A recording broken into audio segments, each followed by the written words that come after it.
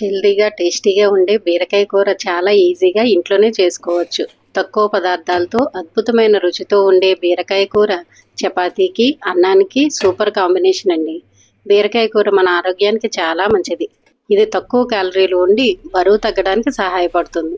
Fibre ఎక్కువగా ఉండడం వల్ల జీర్ణక్రియ మెరుగుపడుతుంది. అలాగే చర్మానికి కూడా చాలా మంచిదండి. శరీరాన్ని హైడ్రేట్గా ఉంచుతుంది. మరి ఆలస్యం ఎందుకు, మొదలు పెడదాం రండి. నమస్తే అందరికీ, వెల్కమ్ టు మై ఛానల్. నేను ఇప్పుడు గుత్తి బీరకాయ కూర చేస్తున్నానండి. వంకాయ కూరలాగా, గుత్తి వంకాయలాగా గుత్తి బీరకాయ చేస్తున్నాను. దానికోసం బీరకాయలని పీల్ చేసుకుని ఇలా కట్ చేసి పెట్టుకున్నాను. దీనికి కావాల్సిన పోపు తయారు చేసుకుందామండి.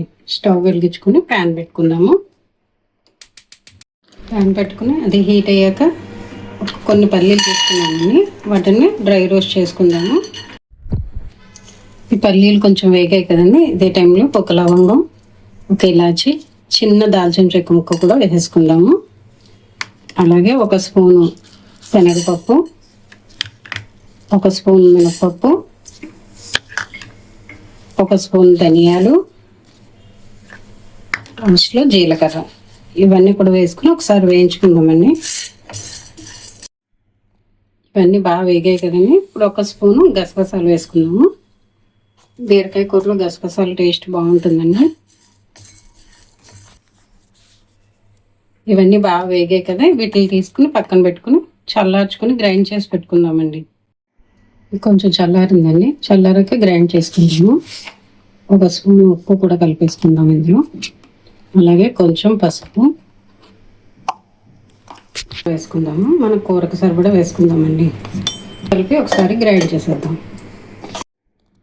గ్రైండ్ చేసుకున్నాం కదా, ఒకసారి మూత వేసి చూద్దామండి.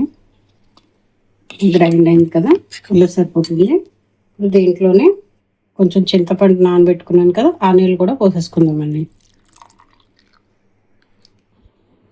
చింతపండు నీళ్ళతో మళ్ళీ ఒకసారి పేస్ట్ చేసుకున్నాం కదండి, ఇలా రెడీ అయింది. వీటిని ఆ బీరకాయల్లో స్టఫ్ చేసేసుకుందామండి. బీరకాయలు ఇలా పెట్టుకుంటే కట్ చేసుకున్నాం కదండి, అటు ఇటు 4 వైపులు 2 సైడ్లు ఇలా పెట్టేసుకుందాము.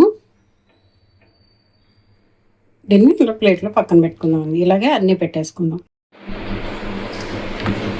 గ్రేవీ అంతటి ఇలా స్టఫ్ చేసుకున్నానండి. వీటన్నిటిలో మిగిలిన దాంట్లో కొంచెం పలచగా చేసుకొని కప్పులోకి తీసుకుని పక్కన పెట్టుకున్నాను.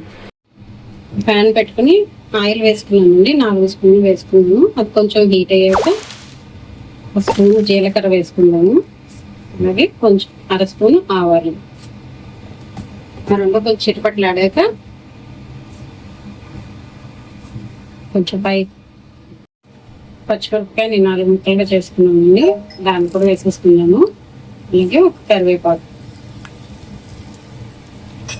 కొంచెం కరివేపాకు చిటపట్లు ఆడుతుంటాము. బీరకాయలన్నీ స్టఫ్ చేసి పెట్టుకున్నాం కదండి, వీటన్నిటిని నేను నూనెలో పెట్టేసుకున్నాను.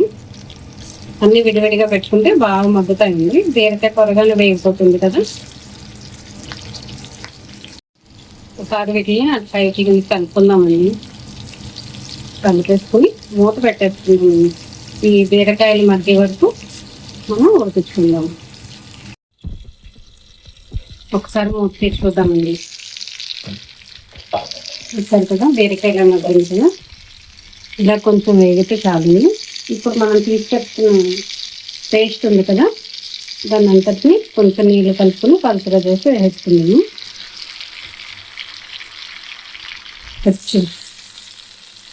ఒకసారి అంతటిని కలిసేలాగా కలిపేసుకుందామండి. బీరకాయ అంతటిగా కలిసేలాగా కలిపేసి మరొక 10 నిమిషాలు ఉడికించుకుందాం.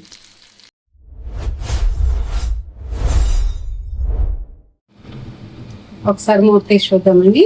కూర ఎలా రెడీ అయిందో చూసారు కదా, కూర అంతా రెడీ అయిపోయిందండి.